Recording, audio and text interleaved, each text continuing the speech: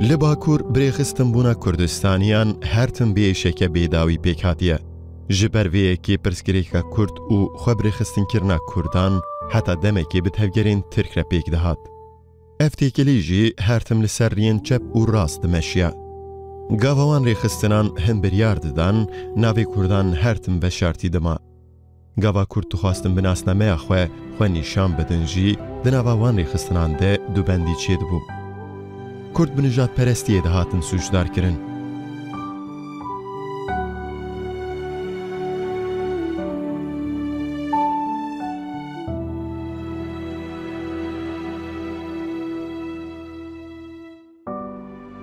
Demek bi vî awayî dom kir. Lêdawiya dawî li ber Kurdan tenê rêyek mabû. Rêxistineke serbixwe.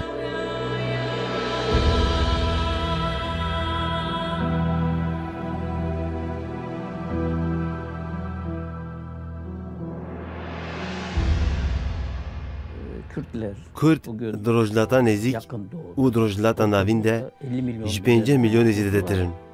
Tê heye ji 5 milyonê zêdetirin lê li tu derekê navê wan nîne. Lê gava dibêjin teror navê Kurdan tê gotin. Gava heq, hiqûq, azadî tê gotin navê Kurdan derbas nabe. Çima li cîhanê sazûmaneke dijkurd heye? Çima di cihê têkewza heye? Taza 1920 de statûkoyek hatiye avakirin. Lê statûko statû nedaye Kurdan. Divê Kurd sebaret vê hişyar bibin. Gelo çima wisa dibe? Ji doza çûnehiyan bigirin heta 1969 li Tirkiyê tu zordarî nema ku li ser Kurdan hat meşandin. Piştî derbeya 1960 derbeya leşkerî dest danîbû ser desthilatdariya Tirkiyê. Bi qanûna bingehîn ji bo her beşekê civakê maf hatibûn dayîn, lê tenê netewa Kurd civan mafan bêpar mabû. Li ser ziman, çand û hunera Kurdan fişar zêdetir bûbûn. Di qada siyasetê de jî navê Kurdan ji holê hatibû rakirin. Xalk gelek ditirsiya. Yani digotin ku mesela te bîra min dema ku avakirina dede xwe ya dest pê kir, gelek kesa digot ku vaya bibe sedem ku li Kurdistanê qetiyam çê bibe. Ji bona vê yekê jî mesela me destpêkê da li Ankara'ya İstanbul'e bi rewşenbîra bi siyasetmedara avakirina wê ew bû ku em rasta rast hedefa devletê teng bikini. Yani devlet rasta rast xandavana û zêdetir iştembênî rewşenbîra hedef bigire. Wekî mînak piştî derbeya leşkerî ku 27 gulana sala 1960 de çêbûyî, bi 4 rojan bêqanûniyek û bêrêbaziyeke nerewa çêbû. Nêzîkî 485 Kurd hatin binçavkirin û bilez birin Sêwazê. Li Sêwazê ji wan re kampeke wekî ya naziyan hate çêkirin, di nav parêzgeha leşkerî de hatin bicîkirin. Ev kesên ku hatibûn girtin, hemû jî di nava civaka Kurdan de binav û deng bûn. Hemû mirovên binirx, zana, ramanger û kesên xwedî nasnameyên birûmet bûn. 55 ağalar denirdi ya 1900. Tedî digotin ağayên pêncû-pêncan di salên 1961 û 1962 de. An ku digotin keşeya rojhilatê çi ye? Kî wan radike ser piyan? Digotin ağa û serokeşîr û şêx wisa dikin. İyice digotin em wan bigirin. İyice darbeya 27 gulanê Rûdayê. Wê sibê ew serokeşîr, şêx, ez çawa bêjim kesetiyên karmend ê azad, xwendekar, dora 408 kesî kirina kampa Sîwasê. Li wir dora 6 mehan ew girtî hiştin. İyice ji wan 55 kes jî mişaxt kirin. İyice sedema van hemûyan ji bo çalakiyan azadîxwaz ku li başûr rû didin negêjin Bakur bû. Xwastin got asteng bikin. Ev yek bixwe zilm û nêzîkahiya komkujiya desthilatdarên Tirk nîşan dida. Ev kes li gor kêfa dilê desthilatdaran ne heyvan li wê kampê man. Doz şê nebû. Tu suc nehatin aşkerekirin û piştî ne heyvan ne çarman ku wan berdin û hemû serbest man. Kesek jî nedikarî ji bo vê zilma bêqanûnî tiştekî jî bêje. Di van şert û mercan de doza çûnehiyan ji alî desthilatdaran ve hatibû jî bîrkirin. Piştî derbeya leşkerî an ku di meha Sibata 1961 de bi destê çend sendîkavanan partiyeke çep jî hatibû damezrandin. Navê wê partiyê Partiya Karkerên Tirkiyê bû. Di nav wê partiyê de gelek welatparêzên Kurd jî ji xwereciyekî siyasetê dîtibûn. Di hilbijartina 1963 de tîp bi 13 wekîlan ve kete Meclîsa Tirkiyeyê. Di vê hilbijartinê de Kurd ew xasî xebateke kartêker kirin ku partî ji bajarên Tirkiyeyê zêdetir li bajarên Kurdistan deng standin. Anku tîp ji aliyê hin beşên civakê ve wekî partiyeke Kurdan de hate hesibandin. Ewnêrîn roj bi roj pêş diket. Kürtlerde bir milli duygu. Li ba Kurdan hestên kurdawarî xurt dibin. Hestên kurdawarî dibin tevgerên netewî. Tabi burada Türkiye İşçi Partisi. Îce li vir divê em behsa Partiya Karkeran a Tirkiyeyê bikin. Türkiye İşçi Partisi. Partiya Karkeran a Tirkiyeyê li Amed, Agirê û Rihayê hesanî xwe bicihê kirin. û Kurd di Partiya Karkeran a Tirkiyeyê de têra xwe çalak bûn. Her wiha di Partiya Karkeran a Tirkiyeyê de komeke bi navê Rojhilat hebû. Erê Koma Rojhilat. Vaya bêguman vê kar li pêngavê kir û hişt ku ev yek bi pêş bikeve. Etkili bir rolü oldu. Ji van wê de tir xebateke bi wate jî li Diyarbekirê dihate avakirin. Di 11 tîrmeha 1965 de li Qesra Gaziyê partiyek hate damezrandin. Ev partî partiyeke Kurdistanî bû. Ji ber ku ji sala 1958 vir ve tevgera Barzanî bi pêş vediçû û di dilê Kurdistaniyan de cihekî bêhempa girtibû, duwarê kurdewarî û niştimanî de jî hevcedariyek bû û di nava wê partiyê de Partiya Demokrata Kurdistana Tirkiyeyê anku tek HDP hatibû damezrandin. Abdülkerim Kasım û rêveberiya darbê di 27 tîrmeh 1958 de makezagona demborî ragihandin. Li gorî vê wisa got gelê Iraqê ji Ereb û Kurdan pêk tê. Îce vê yekê kir ku gelekî tirs û fikar bi Tirkiyeyê re çêbibin. Mela Mustafa Barzanî ji Sovyetê vedigerê Başûra Kurdistanê ser Misrê ra ew li dunyayê bela tibe di nav Bakurê Kurdistanê da em benî tesîreka pir mezin nakema li ser rewşenbîra tesîr dike ser xandawanên Kurdistanê Kurdan ên li zanîngeha dike. Di sala 1960 de ne tenê li Tirkiye û Kurdistanê li hemû dunyayê pêvajiyên şoreşan dest pê kiribû. Li Kuba, Vietnamê û Bakurê Efrîkayê serdema şoreşan bû. Wê demê hêdî tevgerên Kurd jî di sê qadan de kom dibûn. Yek ji wan tevgerên rewşenbîr ên serbixwe bû ku navenda wan li Stenbolê bû, a duyan beşa tevgerên xwendevanan bû ku ew jî hinek dibin siya tîp û fekefê de bûn. Beşek jî bi taybetî Kurdên netewperest û welatparêz bûn ku wan jî partiya tek HDP damezrandibûn. Ev her sê beş di gelek biryarên siyasî de xebatên hev beş dimeşandin. Beşa di nav tîpê de rêbertî kir û her sê beş jî piştgirî dabûnê. Vî awayî li Kurdistanê dema doğû mîtînglerê an ku xwepêşandanên Rojhilat dest pê kiribû. Xortê me ku di partiyê de ne, melalerê me ku di partiyê de ne, evan dibêjin ku ev ne besse, gelo em karin heptî pêş ta bibin. Mehtî rabû, ji ber ku em ê mîtîngê çêkin, tu têyî min ku ser şabastiyê. Ez rabûm çûm. Ez rabûm çûm ku em tenê ne. Ne ji Yenî Tirkiyeyê kes hatiye, ne ji Edaletê kes hatiye, ne ji Xelk Partiyê tu kes natiye. Min rabûm tu ökê da got, min tu kursiyê da xeberdanê xwe da got mêzekin ve milletvekîliyeke derketiye ji Silîvan ve Reydayê ve derxistiye veşiyandiye burê kennehu hûn welatparêz de hesibînin tegrafa ve çûyek kesê xwetî wê nekiriye kesê neşiyandine. Xelk Partiyê kesê neşiyandiye, Edaletê kesê neşiyandiye, tîpê tenê şiyandiye. Hatta medgul miting biraz ser navê İşçi Partisi çênebe, biraz nebe malê İşçi Partisi. Ev miting gelê Kurd e. Halbuki bu hava izî du alîkî hevalan bi endamê Demokrat Partiya Kurdistana Tirkiye ra çê dikirin, wana bi hev ra çê dikirin, yek zî me bi navê partiyê tenê meş xwe ra çê dikirin. Ew zî me li Sêrtê çêkir, me li Hekariyê çêkir, me li Wanê çêkir, me li Agiriyê çêkir, me li Qersê çêkir.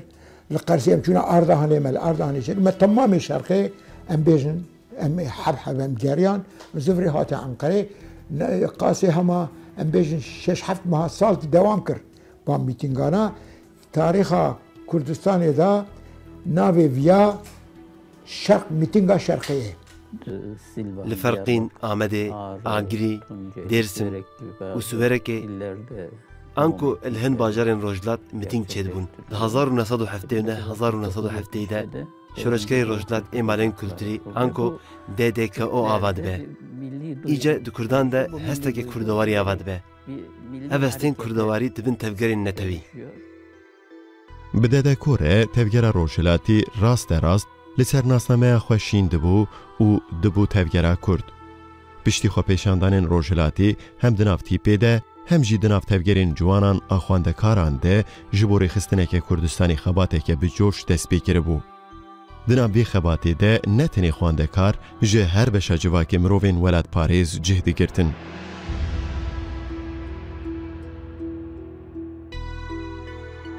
رخستنکه به ویرنگی دویا ده هر قدا جواکی ده جخوره بنگه هک آوا بکره و دویا جه هر نیرینی ره وکری با براستی جی وسابو.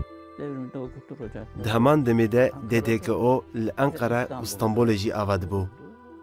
خواندکارن کو لبشین جور به جور ایزان کویان دخاندن لفرقینه آمده الهه هری داویجی لحظوی DDKO'ی آوا کرن.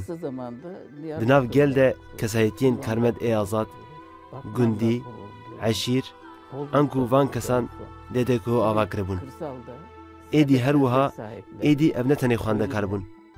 کرمند بون. انکو گلک کس بون. از وسا کرم بیجم کو اف یک گلکی بلاو بو. گیشت بو گلک کسان. DDKO'ya piştikli Kürdistan'ı hatın hava kırın. Aslında ne ku xabata kapır taybet hatiye çekirin. Her dereke amada bu ku DDKO hava bibin. Di meclisê de jî yê alîkariya vî karî dikir Tarık Ziya ikinci bû. Yên ku ji bo li darxistina vê xebatê çûne cem Tarık Ziya ikinci jî ji zanîngeha hiqûqê ya Enqereyê Mumtaz Kotan, ji zanîngeha bijîşkiyê ya Stenbolê Kemal Parlak, parêzer Mehmed Ali Aslan û Musa Enter bûn. روکیش میتینگ وگریم تلفن دا گویم بین تا ببینن موسی انتر محمد علی اصلان و دو خورد هاتن گوتد بیچه مگو ولی لازمه وزش خور کمالی کش بو خورت کرد کدو خواندوانن برا جوین کی چیکن اوی جوینه هانه صرف برا خورت کرده هبن جا روشن بوری کردی اوی هر نورن اوی ناو دا جا کت سریوان خاطر مخاستین چوب الجاردن علاقه بوان نکر روکی مذکر خبرشیان کومه مدرنگا خودانیه ددا کودانیه ادی ام düşün dağıtın. Ve çağı dev genç yani dev gençler her çilesi dev gençler İstanbul'da. Yani hükümet evu ama pır giran ya dev genç bu. Nava dev genci de mücadele dikil pır militan evici Kürdün. Binamın. Em fazla bir istahakamın her olayda serime çıkıyor. Nava dev genci de avkası ne cihati buna dev genç kesinlikle izin nedir da Kürt derneki çekin. Meseçar caraji meşarkır. Mesela Özür Denizci em bir çoya bir dara hem beri hevatın gerçi micili nekist, vicil min nekist ama metkil lav kıstan ama mel edni kıst yani. Piştî van xebatan di meha gulana sala 1969 de DDKO li Enqere û Stenbolê bi şûbeyên xwe wekî bawayekî legal dest bi xebatên xwe kir. Bi vekirina van du şûbeyan kelecaneke gelekî mezin di nav Rewşenbîr û hemû civaka Kurd de çêbû. û nêzî salek şûn de jî li pê hev li Diyarbekir, Ergenî, Ferqîn, Qozlux û Êlihê şûbeyên DDKOyê vebûn. Şîn dibû, ava dibû, bixwere civak jî ji nû vediguherand. DDKO'ya da kesê gelek ruhekî amatör ama profesyonel tikarin kar bikin hebûn. Xwediyê tecrübe bûn. Yani nav partiyê Karkara Türkiye'de xwediyê tecrübeyek hebûn. Bülten derxistin, belavok çap kirin, xwe pîşandin, çêkirin. Zaten beya darba leşkerî dibin serokatiya Said Elçî û bin serokatiya Tarık Zekinci'de. İttifak akçeti ve şirketi kavatı ve. Şirika müşterek ya çapemeniye ama. Mesela yekitiya siyasi ji ava bibe nabere çapu rastanda. Bu ava ki siyasi. Di vê navberê de piştî vêrê xistinbûnê duyemîn xwepêşandanên Rojhilat li Kurdistanê pêk dihatin. Ev her du mîtîng jî bi navê xwepêşandanên Rojhilat bû. Lê yekemîn xwepêşandanên pêşî bi piştgiriya tîpê hatibûn li darxistin û ji bo mafê Kurdan bû. Lê xwepêşandanên duyemîn seranser ve guherî bûn xwepêşandanên Kurdistanî û ne têne nasandina mafan bi destxistina mafan armanc dikir. Ji ber vê yekê mîtîngên duyemîn ji bo zordarî û tundiya dewletê jî bû hêjet. Di 16 Cotme 1907 de hem li ser tîpê hem jî li ser Dedekoyê operasyon çêbûn. Ji Diyarbekir bigirin heta Enqere û Stenbolê hemû rêberên tevgerê hatin binçavkirin, piştre di 29 Cotme 1907 de jî çaremîn kongreya tîpê pêk hat. Di vê kongreyê de mafên Kurdan wek bawayekî fermî têket nav biryarên kongreyê de. Lê ev yek jî bû sedema girtina partiyê. Bi vî awayî hem Dedeko hem jî tîp hatin girtin. Roki bana go em werin em xwar xeberdin. Yani meseleye hepki xefî xeberdin. Em ketine hundur, men meseleye dünyayê xeberda, meseleye xelkê perçikandî çawa istiqlala xwe desta kirine, mesela Cezayirê me desta kir hani berçavê xwe, mesela Vietnamê me kir, em ser mesela Vietnamê sekinîn û em derketin ew xwe van gotinê me çawa qeydkirine em nizanin. Ser van gotinê xeberdanê ku min kiriye, min gir tewqîf kirin. Min zî Canip zî, Mümtaz zî, İbrahim zî tef me tewqîf kirin. Em çend rojat hundirdan man me etiraz kir, me berdan, çend xortebûn ew li hundir man, 12 edarê xwe cardin me girtin, êdî em ketine hepsan. Li bajarên Amed û Sêrt fermandariya awarte ew Kurdên ku bi van karan re eleqedar bûn girtin. İyice sedema vê jî Saddam û Mala Mustafa Barzanî li hev kiribûn. Sedem ev yek bû. Ev peyman xweseriya Kurdistanê bû. Dozgerê leşkerî wisa digot. Peymana xweseriyê di Adar 1907 de pêk hatibû. Li Amed, Mêrdîn, Sêrt û Wan gelên van deran bextewar kiribû. İyice moralê wan gelekî baş bû. Ji ber wê yekê divê teqas em nehêlin ev peyman pêk were. Divê em vê yekê asteng bikin. Ji ber ku ev yek ji bo Tirkî xetere ye. Îja di heman demê de çendîn pirsgirêkên komara Tirk jî hebûn. Tevgerên ciwanan li her deverê welêt agireke serhildanê da dabû. Rêveberên çepa Tirk bihêz bûbûn. Ku di nav wan de Mahîr Şayan, İbrahim Kaypak Kaya, Deniz Gezmiş li ser gel tesîreke mezin çêkiribûn. Ev metirsiyek bû ji bo deselatdaran. 15 û 16 Hezîranê 1907 de sendîkayên karkeran rabûbûn serpiyan û bi çalakên mezin partiyên di meclîsê de tirsandibûn. Ji ber van sedeman artêşa Tirk muxtireyek da hikûmetê û derbeyeke veşartî çêbû. Ev derbe jî tesîra xwe ya herî giran li ser Kurdan kir. Di hemû darbeyên Tirkiyeyê leşkerî de em ku di binga hemûyan de pirsa Kurd heye. Mirov dikare vê wiha vebêje. Em ku li başûr herêma xweser a Kurdistanê çêdibe. Statûyek ava dibe. İyice herêma xweser a Kurdan çêdibe. Vayê vê 12 Adarê xiste rojevê. Vê yekê matirsî xiste dilê wan. Kurd bi taybetî jî Dedekoyê hemû ketin zindanê. Tenê Kurd û berpirsyarên Dedekoyê di meha tîrmeha sala 1971 de 500 kes bûn. Hemû jî li Diyarbekir hatin komkirin û meha çileya pêşîn jî doza Dedeko dest pê kir. Piştî ku Partiya Doktor Şivan çêbû, münaqeşa dest pê kir. Yani nav partiyê de münaqeşa bû. Yani hevalê Partî Demokratîk Kurdistana Türkiye, hevalê Şivan, Doktor Şivan ya jî hevalên em benî serbixweyê wek me ne girêdayê tu partiya bûn. Nêrînê wan ê cuda cuda hebûn. Gemze'de endamara ciddi zanin yani Endame Parti Demokrat Kürdistan'a Türkiye'ye le Türkiye'ye daha da zanin. Jibo ve dün yerine cida habun. Le piştikam katni hapse. Tişteki usa çebuku. Aslında dede koye ama bu parezini anna parezini. Xudi derkevni dernekevni. Yani biçi bu avakariya ve bu bernama dede koyara. Ama wan bu parezini na parezini ev hapishanede da bu münakaşa ki pür cida. Parezname kareki geleki ne hesam bu. Nekan dugot em hiç nekin. Her uha malbatan jî hişyarî didan. Parezname kewusa nekin. İce dugotin dê gundê me xerab bikin. İce dê me mişext bikin. Dugotin vê yekê nekin. Ji ber ku ev ji wan re me tirsî bû. Deda ko komîna deda koya edin bir yar da buku. Li hemberî dadgehê, li hemberî devletê helbesta xu gelek zelal bike. Jibo ve bir yarda ku paraznamaka hev beş hev müşterek pek bine. Baş tebiramın min u Mümtaz Kotan megvam destpêkeda nêrîna Tarık Ziya ikinci biginin doktor biginin jibo doktor Tarık Ziya ikinci ve deme ev serokê quruba ku jerat gotin quruba rojolat yad nav tipeda Partiya Karkara Türkiye'de. Roleki vi green gabo. Jibona veke med got ki bak nêrîna wî dê çi be. Eger helbesta wî pozitif be dikare tesireki pozitif bike ku paraznameka hev müşterek pêk be. Hazar mukabın dema ku me bi kek Doktor Tarık Ziya ikinci ra danistandin kir. Doktor Tarık Ziya ikinci ve mesela red kir.